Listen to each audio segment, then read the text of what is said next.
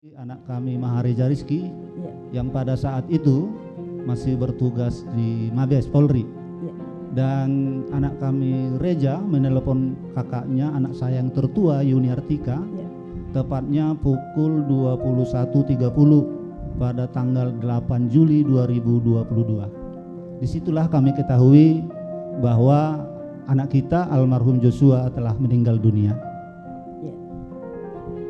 Apakah saat itu saudara langsung ditelepon oleh anak saudara Mahareja, tapi melalui anak putri saudara ya, Yuni Artika? Ya. Apa yang disampaikan oleh saudara Yuni Artika ketika itu? Pada saat itu kami telah sedang berkumpul di rumah adik kami di Padang Sidempuan. Tujuan kami ke sana untuk berziarah ke tempat makam mama saya. Jadi Mahareja menelepon kakaknya pada setengah 10 malam, langsung memberitakan bahwa anak kita Joshua telah meninggal dunia. Itu pun secara singkat saja dengan suara terbata-bata. Dia bertelepon, saya suruh keluar lantaran di ruang rumah adik saya ini berkumpul semua keluarga.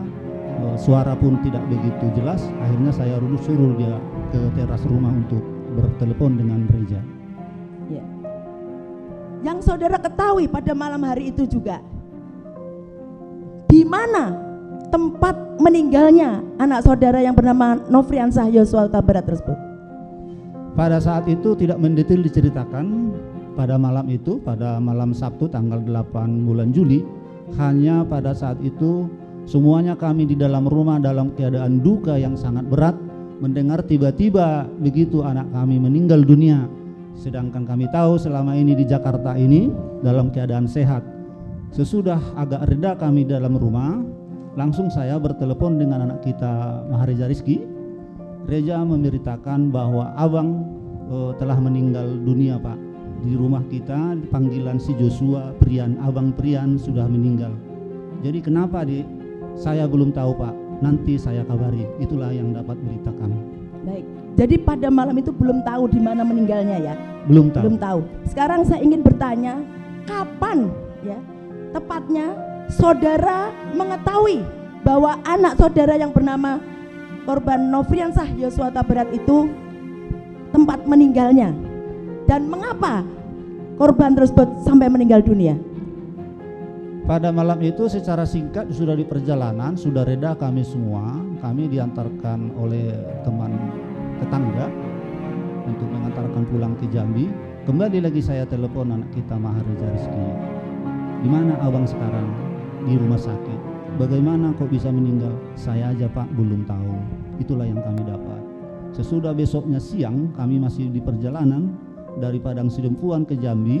Perjalanan paling standarnya 20 jam. Jadi sesudah siang saya telepon lagi bahwa Mahareja Rizky mengabarkan lagi almarhum anak kita Joshua terjadi tembak menembak. Itu yang dapat kami informasikan. Baik, terjadi tembak menembak. Sebagaimana yang saudara ketahui kala itu dari Mahareja Rizky anak saudara, bahwa terjadi tembak menembak. Yang saudara ketahui saat itu tembak menembak antara siapa dengan siapa menurut keterangan Mahareja Rizky?